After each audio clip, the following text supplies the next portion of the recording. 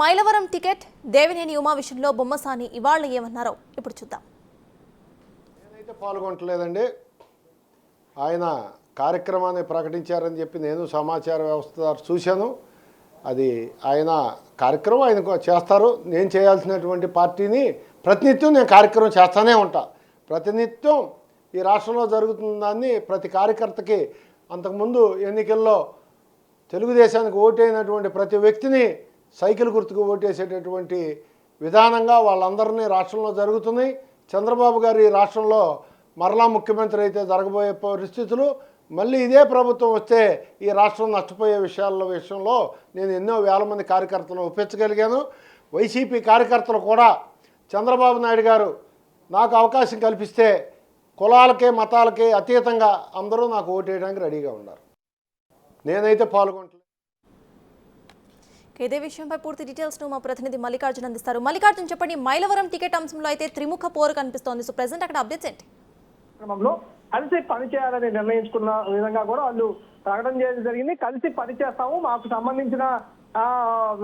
సంబంధించిన ఏదైతే విషయాలు ఉన్నాయో అన్నింటి మీద కూడా కలిసికట్టుగా పనిచేయాలని నిర్ణయించుకున్నాం. కార్యకర్తలు చేయాల్సిన బాధ్యతలు కార్యకర్తలు, మేము చేయాల్సిన బాధ్యతలు మేము చేస్తామంటూ కూడా వాళ్ళు నిన్న ప్రకటించడం జరిగింది. దీని మీద బొమ్మసాని సుబ్బారావు అయితే స్పందిస్తా ఉన్నారు. మేము యాదృచ్ఛికంగా కలిశాను తప్పితే నేను కంపల్సరీగా టికెట్ ఆశిస్తానే ఉన్నానంటూ కూడా దేవినేని ఉమా ఎదురుగా ఏదైతే ప్రకటించారో దానికి ప్లేట్ ఫిరాయిస్తూ కూడా ఈ రోజు ఆయన ట్విస్ట్ ఇచ్చారని కూడా చెప్పుకోవచ్చు. ఎందుకంటే టీవీతో ఆయన మాట్లాడే సమయంలో తప్పకుండా అది యాదృచ్ఛికంగా కలిశాము తప్పితే కావాలని కలిసిన భేటీ కాదంటూ కూడా వాళ్ళు ఆయన బొమ్మసాని సుబ్బారావు వెల్లడించడం జరిగింది. అదే కాకుండా వసంత కృష్ణ ప్రసాద్ కు సంబంధించి ఆయనకి చాలా ఆప్షన్లు ఉంటాయి, మేము స్థానికులుగా ఉన్నాము, ఆయన స్థానికేతలుగా ఉన్నారు, ఆయనకి చాలా ఆప్షన్లు ఉన్నాయి వసంత కృష్ణ ప్రసాద్ కి.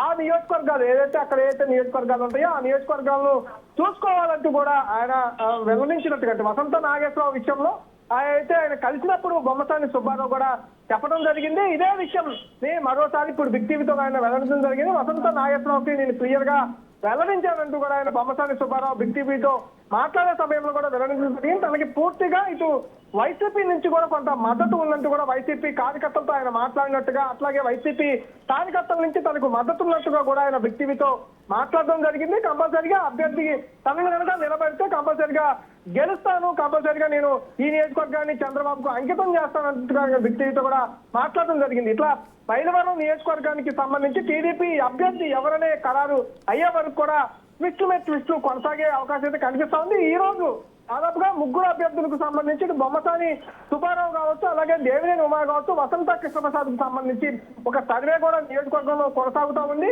ప్రతి ఒక్కరికి IVRS కాల్స్ అయితే వస్తున్న పరిస్థితి కూడా ఉంది. ముగ్గురు అభ్యర్థుల్లో ఎవరు మీకు అభ్యర్థిగా ఉంటే బాగుంటుంది అనే అంశంపై కూడా పార్టీ అధిష్టానం అయితే కసరత్తు చేస్తున్న పరిస్థితి కనిపిస్తుంది. ఎవరికి వారు తమకు టికెట్ అంటూ అయితే వాళ్ళ దోషం అయితే చెబుతున్న పరిస్థితి కనిపిస్తా ఉంది. అంటే మల్లికార్జున, మనం చూస్తే ఇక్కడ వసంత కృష్ణప్రసాద్ నాన్నతో కూడా నేను మాట్లాడడం జరిగింది. ఆయనకి చాలా ఆప్షన్స్ ఉన్నాయని చెప్పడం కానివ్వండి, లేకపోతే వైసీపీ కార్యకర్తల నుండి నాకు సపోర్ట్ ఉంది అని కూడా బహిర్గతంగా అంటే ఓపెన్ గా చెప్పడం, దీన్ని ఎలా చూడొచ్చు అంటారు మనం?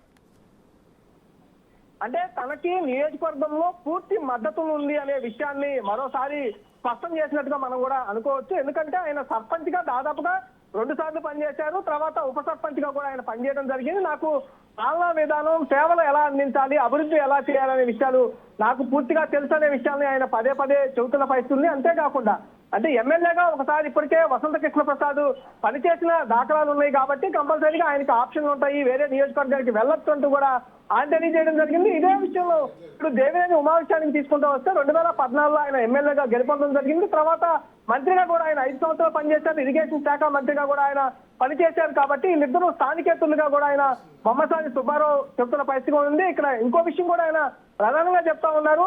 ఇక్కడ అభ్యర్థి కులాలకు సంబంధించిన వ్యక్తి కాదు, అభ్యర్థి కంపల్సరీగా ప్రజల్లో ఉన్న అభ్యర్థి, ప్రజలు మన్నలు కోరిన అభ్యర్థి ఉంటే బాగుంటుందనే విషయాన్ని కూడా ఆయన ఇన్సైట్ గా కూడా మనకి కొంత సమాచారం కూడా ఇచ్చే పరిస్థితి, ఆయన ఇన్సైట్ గా కూడా మనతో మాట్లాడిన పరిస్థితి. మీడియా ముఖంగా ఆయన మాట్లాడుతూ బిగ్ టీవీతో మాట్లాడుతూ క్లియర్ గా అందరూ అభ్యర్థి అంటే సంబంధించి వైసీపీ కార్యకర్తలతో పాటు టీడీపీలో ఉన్న చాలా మంది కార్యకర్తలు, మెజార్టీ నేతలందరూ కూడా మైలవరం టికెట్ మనకి ఇస్తే కంపల్సరీగా గెలిపించి తీరుతామనే అంటే విషయాన్ని మల్లికార్జున్ ఆయన స్పష్టం చేస్తా ఉన్నారు. మనం ఒకసారి చూస్తే వసంత్ కృష్ణ ప్రసాద్ మొన్న జాయిన్ అవుతూ కూడా టీడీపీలో కండువా కప్పుకున్నప్పుడు కూడా వైసీపీ నుండి చాలా మంది కార్యకర్తలు వచ్చే వాళ్ళు ఉన్నారు, అటు వైసీపీ వర్గీయులు ఆపేశారని కూడా ఆయన చెప్పడం జరిగింది. అంటే ఒకసారి మనం చూసుకుంటే ఈక్వల్ గా వైసీపీ నుండి ఈయన కూడా ఒక సపోర్ట్ ఉన్నట్టే ఆయన డైరెక్ట్ గా ఇండైరెక్ట్ గా చెప్పడం మనం చూస్తున్నాము. సో ప్రెసెంట్ మరి అధిష్టానం ఎటువైపు మొగ్గు చూపించే అవకాశం ఎక్కువగా ఉందనుకోవచ్చు?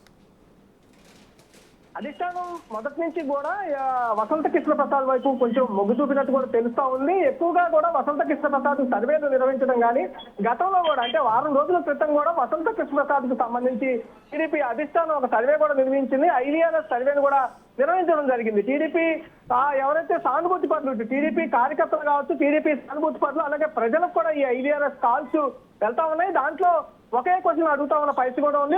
మైలవరం టీడీపీ అభ్యర్థిగా వసంత కృష్ణ ప్రసాద్ అయితే ఎలా ఉంటుంది, అలాగే నోటాక్ అయితే ఎలా ఉంటుందనే ఆప్షన్లు వాళ్ళు అడుగుతా ఉన్నారు. వాళ్ళకి సంబంధించిన ఫీడ్బ్యాక్ కూడా ఇటు తీసుకున్న పరిస్థితి కూడా టీడీపీ చేసింది. అయితే దాదాపుగా నిన్న సాయంత్రం నుంచి ఈ రోజు కూడా చాలా మంది నియోజకవర్గంలో ఉన్న నేతలకు ప్రజలకు కూడా ఐవీఆర్ఎస్ కాల్స్ వెళ్తా ఉన్న పరిస్థితి కూడా ఉంది. నిన్న ఉదయం పూట ఈ బొమ్మసాని సుబ్బారావుతో పాటు దేవినేని ఉమా కూడా కలవటం, వాళ్ళిద్దరూ కలిసి పనిచేస్తారంటూ కూడా కొంత డైలమాలో కూడా ఉండటం జరిగినట్టు త్రిముఖ పోరు ఇద్దరు మధ్య పోటీ అనేది వచ్చినట్టుగా కూడా మనం నిన్న గమనించిన పరిస్థితి. అయితే ఒక్కసారిగా బొమ్మసాని సుబ్బారావు అయితే ప్లేటు ఫిరాయించడంతో కూడా మరోసారి ఏదైతే త్రిముఖ పోరు ఉందో త్రిముఖ పోరు బయటకు వచ్చిందని కూడా చెప్పుకోవచ్చు. ఎందుకంటే బొమ్మసాని సుబ్బారావు కూడా మొదటి నుంచి టికెట్ ఆశిస్తున్న వ్యక్తి. నేను ఇప్పటికే దాదాపుగా 20-30 సంవత్సరాల నుంచి రాజకీయాల్లో ఉన్నాను. వసంత నాగేశ్వరరావు లాంటి రాజకీయ నాయకుల తర్వాత వచ్చిన తరంలో మేము ఉంటా ఉన్నాం. కంపల్సరిగా మాకు కూడా అవకాశాలు కల్పించాల్సిన పరిస్థితి మాకు కూడా ఉంది అంటూ కూడా ఆయన వెళ్ళడం జరిగింది. వసంత నాగేశ్వరరావుతో కూడా ఆయన సమావేశం అయిన సందర్భంలో ఇప్పటికే 10 సార్లు ఆయన సమావేశం అవడం జరిగింది. ఆ సమావేశం అయిన సందర్భంలో కూడా వసంత నాగేశ్వరరావు వసంత కృష్ణ సపోర్ట్ చేయాలని బొమ్మసాన్ని కూడా విజ్ఞప్తి చేయడం జరిగింది. కానీ ఆయన ఒకటే విషయం పదే చెప్తా ఉన్నారు వసంత నాగేశ్వరరావుకి, నేను సీటు కంపల్సరీగా ఆశిస్తా ఉన్నాను, నాకే సీటు వస్తుందనే నమ్మకం అయితే నాకుంది. ఎందుకంటే నేను లోకేష్ తో కూడా మాట్లాడటం జరిగింది. కంపల్సరీగా నేను ఆలోచనలో ఉన్నారు, టీడీపీ అధిష్టానం తమ గురించి ఆలోచిస్తుంది, కంపల్సరీగా మీకు అధిష్టానం నుంచి పిలుపు వస్తుంది అనే సంకేతాలు నాకు ఇచ్చారంటూ కూడా బొమ్మసాని సుబ్బారావు బిక్కితో మాట్లాడినప్పుడు కూడా ఆయన వెల్లడించడం జరిగింది. ఇప్పుడు త్రిముఖ పోరు మరోసారి కంటిన్యూ అవుతుంది కూడా చెప్పుకోవచ్చు. ఎప్పుడైతే టీడీపీ అభ్యర్థిని ఎప్పుడైతే ఫైనల్ చేస్తారో అప్పటి వరకు ఈ మైలవరం నియోజకవర్గానికి సంబంధించి కొంత కన్ఫ్యూజన్ అయితే కొనసాగే అవకాశం అయితే కనిపిస్తా ఉంది. ఎగ్జాక్ట్లీ మల్లికార్జున్, మనం చూస్తే ఇటు టీడీపీ కానీ జనసేన పార్టీ అంటే ఇరు పార్టీలు కూడా పొత్తులో భాగంగా వెళ్తున్నాయి. పొత్తులో భాగంగా కొన్ని సీట్స్ ను టీడీపీ వదిలేసుకోవాల్సిన పరిస్థితి వచ్చింది. అయితే ప్రెసెంట్ ఉన్న కొన్ని సీట్స్ లో కూడా ఇట్లా అంటే ఈ పోర్ ఏదైతే కాంపిటీషన్ మనం చూస్తున్నాం మైలవరంలో, ఇది ఎంతవరకు పార్టీకి నెగిటివ్ ఇంపాక్ట్ వచ్చే అవకాశం ఉందనుకోవచ్చు?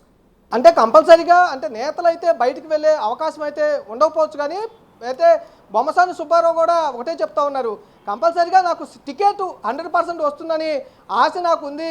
కానీ టికెట్ రాని పక్షంలో కూడా నేతలకైతే కలిసి పనిచేస్తాను, నేను కంపల్సరీగా టీడీపీ అధికారంలోకి తీసుకురావడం కోసం నేనైతే కృషి చేస్తాను, అభ్యర్థి రేసులో మటుకు నేనైతే ఉంటాను, చివరి వరకు ప్రయత్నిస్తాను, ఎన్నికలకు మరికొన్ని రోజులే ఉన్నాయి కాబట్టి కంపల్సరీగా అభ్యర్థిగా నేను వస్తానని చెప్పి ఆయన భావిస్తున్నట్టు కూడా ఆయన స్పష్టం చేసే ఉన్నారు. అంతేకాకుండా నిత్యం నేను ప్రజల్లో తిరుగుతూ ఉన్నాను, ప్రతి కార్యకర్తను టచ్ చేస్తూ ఉన్నాను, ప్రతి ఇంటికి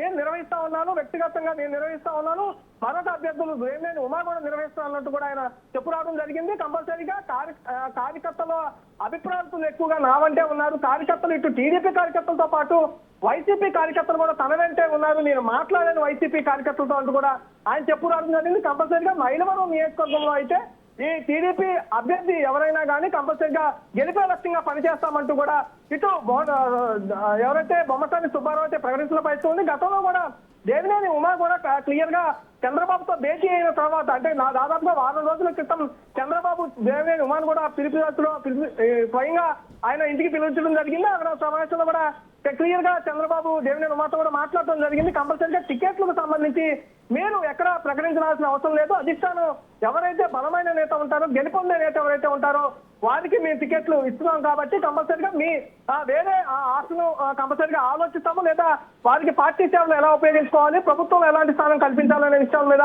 కంపల్సరీగా మేము అధిష్టానం ఆలోచిస్తూ ఉంటుంది, మీ పనుల వరకు మీరు చూసుకోండి అంటూ కూడా ఉమాకు కొంత క్లారిటీ అయితే ఇచ్చిన పరిస్థితి కూడా ఉంది. ఉమా కూడా తర్వాత మీడియా ముఖంగా మాట్లాడటం జరిగింది. కంపల్సరీగా నేను చంద్రబాబు మనిషిని, నేను చంద్రబాబులో కుటుంబ సభ్యుని అంటూ కూడా దేవినేని ఉమా వ్యాఖ్యానించడం జరిగింది. ఇదే సందర్భంలో చంద్రబాబు ఏ నిర్ణయం తీసుకో నేను కట్టుబడి ఉంటానంటూ కూడా ఆయన అక్కడ వెల్లడించడం జరిగింది. తర్వాత నియోజకవర్గానికి వచ్చిన తర్వాత అయితే కొన్ని పాలిటిక్స్ చేశారని కూడా చెప్పుకోవచ్చు. ఎందుకంటే ప్రధానంగా కార్యకర్తలకు సంబంధించి ఆయన ఒక వ్యాఖ్య చేయడం జరిగింది.